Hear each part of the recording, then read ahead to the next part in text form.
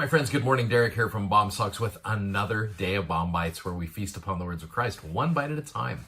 So one of the coolest experiences that I have ever had as a teacher, again, I've taught for about 25 years in the church educational system.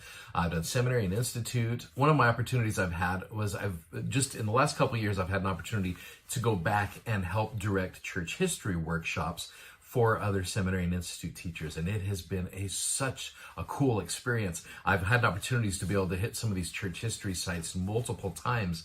And one of the coolest experiences that I've had is I got to teach about the Kirtland Temple in the Kirtland Temple.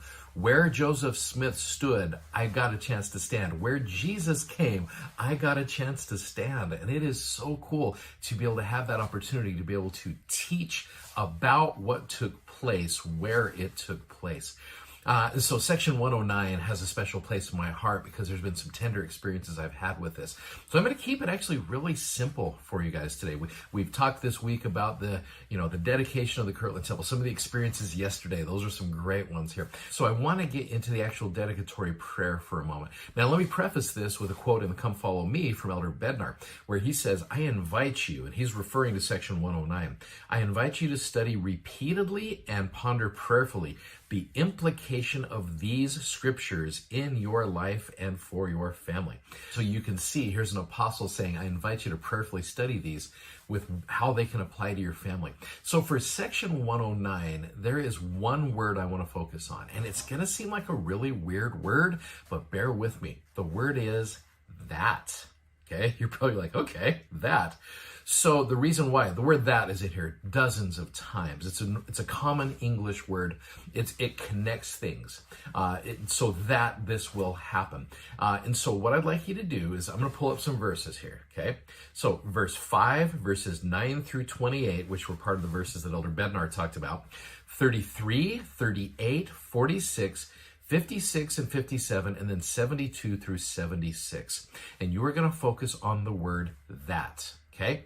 So more or less, temples are built so that, and that's what you're going to look for. So take a few minutes. You can do it as an individual and or as a family, however you want to do it, but focus on the word that and see what promises come when we do this, that will happen. So look at these verses and we'll come right back and we'll talk about a couple of them. Now, it was awesome because I did this very thing with some of the members of the Community of Christ. And the Community of Christ, they are the current caretakers of the Kirtland Temple. Wonderful people, very kind individuals, and they're good stewards.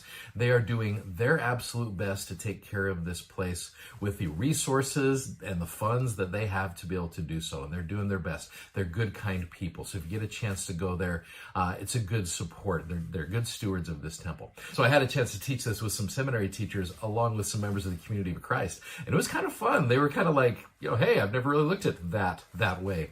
So the verses I want to focus on are the ones that Elder Bednar specifically focused on, which is verses 24 to 28. And you see how many times you see the word that in here. First of all, we ask thee, Holy Father, to establish the people that shall worship and honorably hold a name and standing in this thy house to all generations and for eternity. And that was the title of Elder Bednar's talk where we talked about this. Verse 25 has got one of the coolest that's. Temples are built so that no weapon formed against them shall prosper. That is Old Testament language. That's from the book of Isaiah. It's like no weapon that is formed against you will prosper. That's a powerful, powerful promise. I heard something this last week where it talked about how Satan is the inventor of weapons of mass distraction. And you think about this, that's one of his greatest tools today. And the temple can be one of those things that keeps us from being distracted, but it could also be something that we are easily distracted from going to.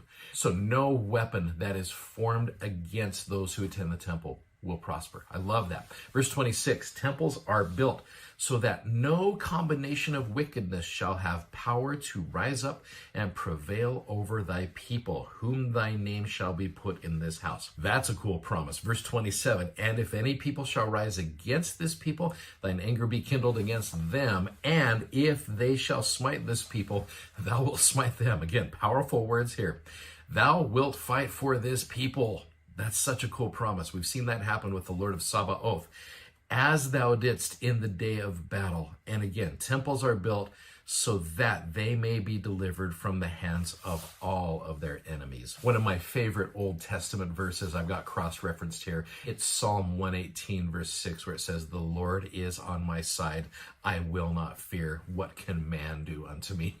So that's a cool promise with regards to the temple. There's so many others in here that you could go through. So one of the things you could talk about as a family is, when have you personally seen that happen?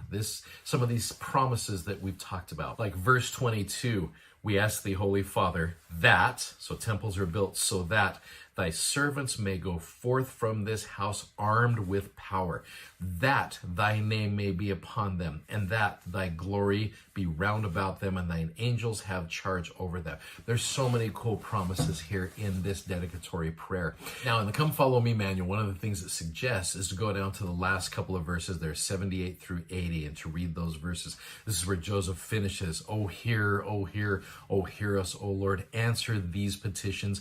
Accept the dedication of this house into the work of our hands, which we have built unto thy name." And just some cool promises there. So it says, the hymn, "The Spirit of God," was written for the Kirtland temple dedication, and it has been sung at every temple dedication since. You may want to sing this hymn together and find phrases that increase your gratitude for Latter-day Temples. How does this hymn relate to the messages found in these verses, which I just focused on?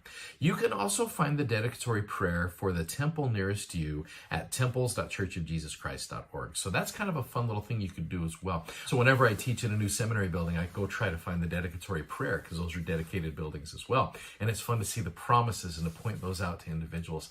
And so if you can see the promises that have been given to you in your temple area, that might give you a little bit more of courage and a little bit more faith and a little bit of less distraction, so that the temple can be more of a prominent thing in your life. So anyway, hope that helps you out. That's a great section. Take time and read that section, and you'll be blessed for it. Hey, thanks for watching. Thanks for subscribing. Thanks for sharing. Godspeed. We'll see you tomorrow. Bye-bye.